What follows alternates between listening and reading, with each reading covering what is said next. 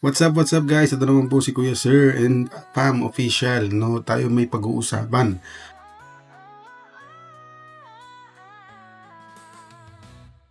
tungkol po sa ah, nalalapit naming 4 months dito sa Casinaya Homes Prime North sa Cavite. So meron po akong 5 nilista dito sa aking computer screen, no? Na pag-uusapan natin na mahalaga kasi gusto kong i-share sa inyo.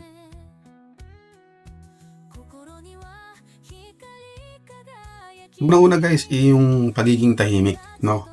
So, hindi naman lingid sa inyo na ito ay parang medyo malayo pa sa Kabiasnan, no?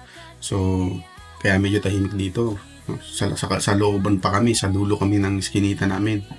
Tapos, yung particular dito sa pwesto namin, una dulo, tapos medyo makitid yung daanan, kaya walang ganong dumadang sasakyan, tahimik, no? So, yung mga katapat din namin bahay, mga katabi namin, wala minsan sa mga bahay nila dahil nagtatrabaho sa malayo. So, bihira lang silang umuwi sa kanilang mga bahay. Kaya, yung particular na place namin ay tahimik. Pero, I'm sure sa ibang lugar din sa, dito sa Casinaya Homes Prime North, tahimik din naman. Sumunod guys, yung wala masyadong pollution. So, yung kasama na dyan yung mga usok ng sasakyan, yung mga basura na yung pollution ba, yung basta yung pollution. Kasi yung lugar namin, lalo nasa dulo, hindi naman kami naabot dun sa main road ng mga sasakyan, mga motor or what, sasakyan, ng mga kotse, truck. Hindi kami nadadaanan, kumbaga, nasa dulong-dulo kami. So, ito ay subjective lang kasi nasa ibang place kami ng Casinaya Homes, no? Sa dulo kami, kaya siguro hindi ganong marami yung pollution. Pangatlo guys, yung hindi ganong marami yung tumatambay or yung mga marites. Nasabi ko nga kanina, yung kapitbahay namin at yung ibang kapitbahay namin katapat sa mga gilid namin, minsan wala dyan sila sa bahay. Kumbaga mas maraming times na wala kaming kapitbahay, no? Kaya walang tambay sa tapat namin, sa gilid or what. Wala rin mga nag-uusap ng marites. Hindi kagaya sa Manila, nung pinanggalingan namin dun sa Caloocan, marami yan. So, kahit nung pag lumalabas kami malabas kami sa main road, walang ganong tambay sa mga iski-iskinita or mga nag-uusap ng mga marites. Pang-apat, medyo sariwa yung hangin, no? So, yung medyo sariwa yung hangin kasi, sinabi ko lang na medyo, kasi siyempre may ano pa rin, may pollution pa rin. So may amoy ng basura, amoy ng ng ganito, ng ganyan, na maamoy mo pa rin. Tsaka yung mga nagsisiga ng mga dahon, yan, kasama yan sa naamoy namin. Pero kasi normal yun sa mga probinsya, yung mga nagsisiga ng tuyong dahon, mga patay na halaman na puno, ganyan. So normal yun. So overall, medyo sariwa naman yung hangin dito. So, ang panglima, slow pace lang ang pamumuhay ng mga tao rito. Kasi kung kami nag-observe kami, wala kaming masyadong nakikitang nagmamadali, tataranta, or mga sa traffic, or basta, mga yung typical na nakikita namin na busy sa Manila, sa Metro Manila, wala dito.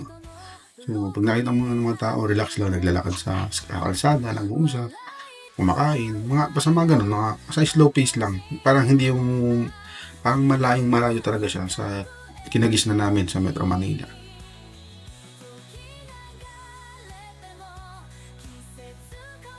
So guys, dumaan naman tayo sa 5 ayaw naman namin. Matapos ang 3 months namin dito, going 4 months sa Casinaya Homes Prime North sa Cavite. Unang-una, malapit kami sa creek. Ang tendency kapag malapit ka sa creek, medyo malangaw, medyo malamok, no? So, dyan kasi minsan tinatapon yung mga tirang pagkain, no? So, mga nabubulok na bagay, mga prutas, gulay na hindi nakain, mga ulam, ganyan. Yun yung nakikita namin guys. Pero kasi kami ginagawa namin, may tira kaming gulay, prutas, binabalot namin siya sa isang plastic. Tapos may isang sako kami, doon namin iniipon lahat. Okay? So, ang tendency niyan, yung iba nabubulok na. Siyempre, nahihiya naman kayo magtapon sa creek kasi ano yun eh, ah, nakakaano dun sa tubig, para nakaka-contaminate sa tubig. So, ang tendency nga niyan lalamukin, mangangamoy, no? So, yung sa amin din naman, medyo may amoy na, pero kasi parang nakakaano magtapon sa creek, no? Humanity na lang, no? Courtesy na lang dun sa community. Pangalawa, medyo malayo siya sa Kabiasnan or dun sa city, no, sinasabi. So, itong Naik, parang padulo na ng Cavite. So, ang nangyayari, ang tendency niyan, mahal ang pamasahe palabas ng subdivision. Tapos pagdating doon sa labasan ng subdivision, mahal din ang pamasahe papunta sa mga establishments. So, ang nangyayari, syempre dahil konti nga lang yung establishments dito mismo malapit sa Pasinaya Homes, no? Ang tendency, pag babiyahe ka papunta ng, kunyari, sample Pure Gold, mag-SM ka, malayo talaga. Mahal ang gagastusin mo sa pamasahe. So, ang tendency na lang, mag-stay ka sa bahay, no? Chill-chill ka na lang, kaysa mamasyal ka. Kasi, sigurado, yung 1,000 mo, ano pa lang yun, sabihin natin ilan pa ilalaki sa pamilya, ilan na kayo sa pamilya, ubos yun sa pamasahe pa lang. So, unfortunately, medyo malayo sa city. Pangatlo, ito yung isa sa mga concerns din namin nung dumating kami. So, until now, nagiging debate pa rin siya doon sa mga groups na kung saan kami kabilang. No, hindi naman kami nakisali sa usapan nila, sa mga nangyayari. Kasi since hindi kami botante rito, at hindi kami pwedeng pumili ng mga mamumuno doon sa HOA. So, personal thing na lang to. So, yung nangyari, hindi maganda yung HOA. Yung, nila yung parang pamamalakad nila, no? Pero ng mga problema. So, wala na sa akin yun. So, nababasa ko lang naman yun sa mga mga groups, no? Mga usapan nila doon. So, doon nag-uusap-usap yung mga homeowners, mga nangungupahan. Pero siyempre, dahil bago lang kami, so hindi man ako nagko-comment doon. Kasi, parang para sa akin, ang primary ko lang talaga, namin talaga ay yung basura. Kasi, medyo dumadami ng basura namin at hindi namin may tapon. Yung may-ari dito, hindi niya nabayaran yung last year. So, nakiri over yun sa amin. So, ang nangyari is hindi na kinokolek yun sa amin, no? Na basura kasi hindi pa bayad yung previous. So, kinausap namin si may-ari at hindi namin alam kung anong nangyayari nun kasi basta, yun lang. So, sadly, yun yung nangyari talaga na medyo unfortunate para sa amin. So, in the future, baka sakali makakuha na kami ng bahay rito or sa ibang subdivision, sana merong maayos na OWA. Isa pa pala, regulation ng ingay. So, sa lugar namin, dito sa skinita namin, wala namang maingay masyado. Normal naman yun. Kumbaga parang may kumakanta, may nagbibidyo, may nag-uusap. Pero bihira lang kasi makita at makarinig kami ng ingay kasi wala kami masyadong kapitbahay. So, malayo yung mga works nila. So, sa ibang skinita, sa ibang lugar dito sa Pasinaya, hindi lang sa Prime North actually, nababasa namin sa mga groups na maingay, yan, may nakikilamo, may mga hindi nakakaintindi na may trabaho, tapos nag-iingay pa rin, basta ganun. So, dito, particular sa amin, wala naman. Pang-apat, masyadong mainit sa tanghali hanggang hapon, no? So, hindi ko alam kung anong meron dito na parang grabing init, no? Mainit din naman sa Metro Manila, pero kasi sa Metro Manila kasi may iisip mo, di ba, mainit kasi maraming bahay, walang ganong puno, no? Maraming sasakyan, di ba? Matao, kaya umiinit ang paligid. Given yun. Pero dito kasi bihira yung sasakyan, bihira yung tao, tapos yung heat index mas mataas dito. Kumbaga nakakasunog talaga ng balat. medyo nangitim na nga kami ng misis ko. Parang nagkaroon kami ng parang ah, darkening ng konti. Konti lang naman. Lalo yung misis ko. Kasi siya yung madalas lumalabas. Since nasa bahay lang ako nag-work, no?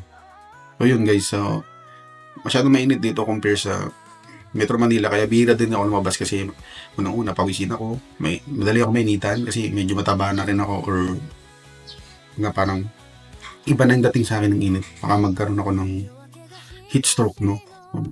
Iningatan ko kaya bihira lang din ako lumabas. So, yun.